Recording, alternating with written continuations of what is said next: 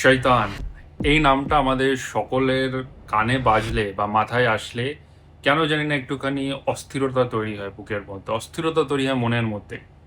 এই শয়তানের কথা কোরআন শরীফে আল্লাহ তাআলা বারংবার আমাদেরকে সাবধান করে দিয়েছেন কি, শয়তান হচ্ছে তোমাদের ওপেন এনিমি, শয়তান হচ্ছে তোমাদের ওপেন এনিমি। কম সময়ের মধ্যে শয়তান আসলে কি?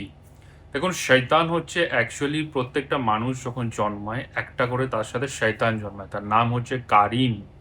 এই কারিন আপনার মনের মধ্যে যত কুমন্ত্রণা আসে, কুপ্রস্তাব আসে বা বাজে খারাপ চিন্তাভাবনা আসে, এই কারিন তার জন্য দায়ী থাকে।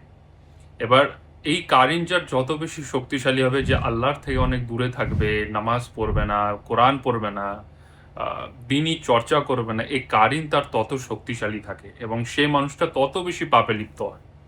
এবং যে নামাজ কালাম বেশি করবে, যে বলতে পারো দিনের পথে বেশি চলবে, যে তোমার আল্লাহর জিকির সবসময় লীন থাকবে, তার কারিন সব থেকে দুর্বল থাকে।